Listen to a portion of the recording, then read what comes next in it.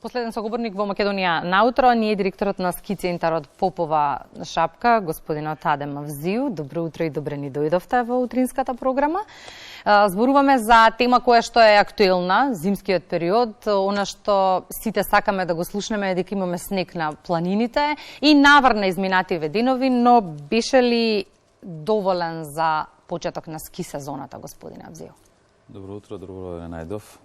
Да, така е.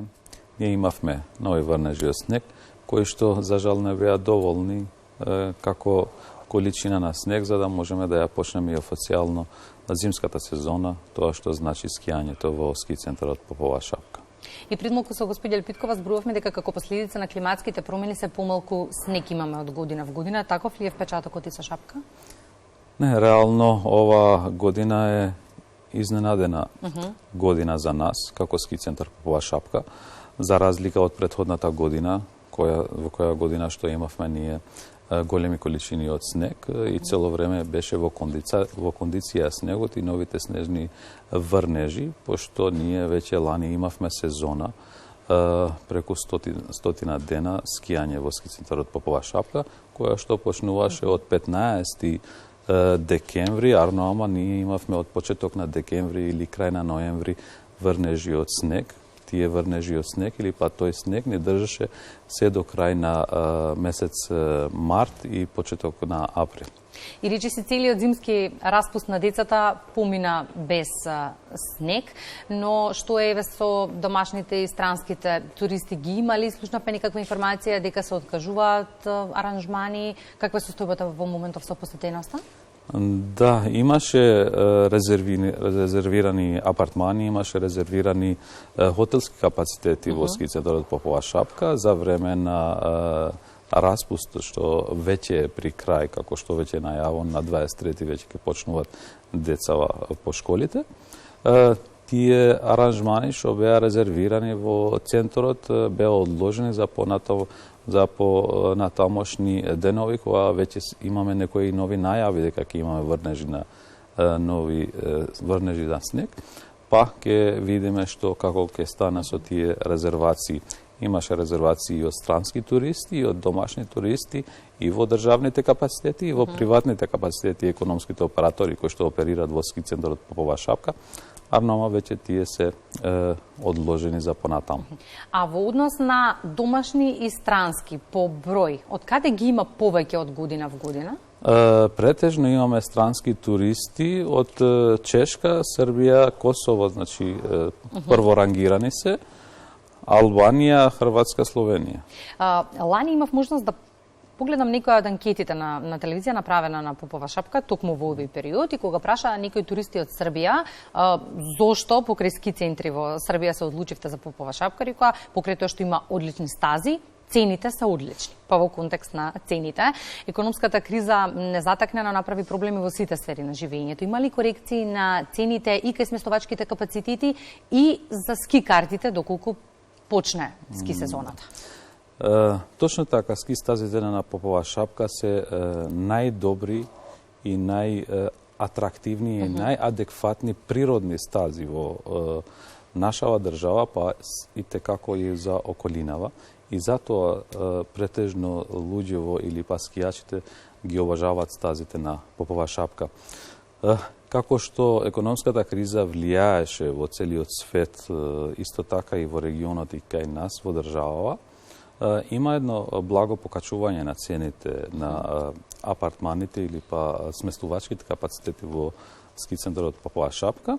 Исто така имаше едно благо покачување и на ски билетите, сезонските билети, па и на дневните билети кои што нема да бидат повеќе од 20% од ланските цени. И недостатокот на снег не подсети дека на голема треба да размислуваме за тоа како да го задржиме вниманието на туристите и без истиот во зимската сезона. Се работи ли на унапредувањето на понудата туристичка и на што конкретно?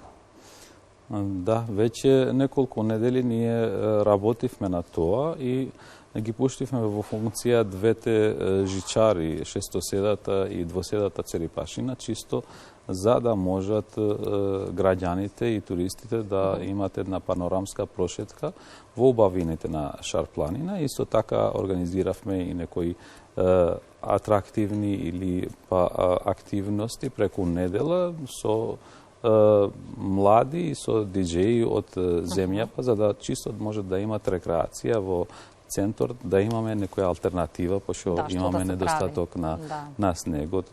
А тоа се покажа као добар чекор, пошто имаме прилив на луѓе и имавме искористирање на нашите капацитети и на убавините на Шар-планина. Го споминавте сместувањето и кажавте дека има благ пораст на цените, но има ли доволно сместувачки капацитети за потребите на туристите? Ако го имаме во предвид приливот на туристите што го имавме минатата сезона, немаме доволно капацитети во ски центарот Попова шапка. И тие што ги имаме се беа преполнети, особено за време на зимските распусти, каде што реално не може да се најде ниту еден кревет или соба за сместување во ски центарот Попова шапка. Оваа година, пошто немаме снег, има празни капацитети, али во случај да имаме нови врнежи кои што веќе се најавени за 18 и до 23 јануари, ќе имаме голем прилив на луѓе, на туристи и на гости. И покрај сето ова што го споменавме досега, ако ја додадеме и темата патна инфраструктура како неопходна за еден туристички центар, се инвестирали во истата за полесно да се пристигне до Шапка?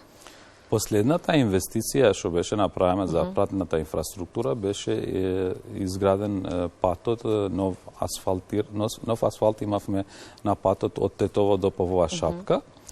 Имаме недостаток на паркинг места. Ние максимално се обидовме да ги ставиме на функција сите тие капацитети или тие простори што ги имавме на располагање, за да имаме безбедно паркирање и што повеќе нови паркинг места во ски центарот Попова шапка.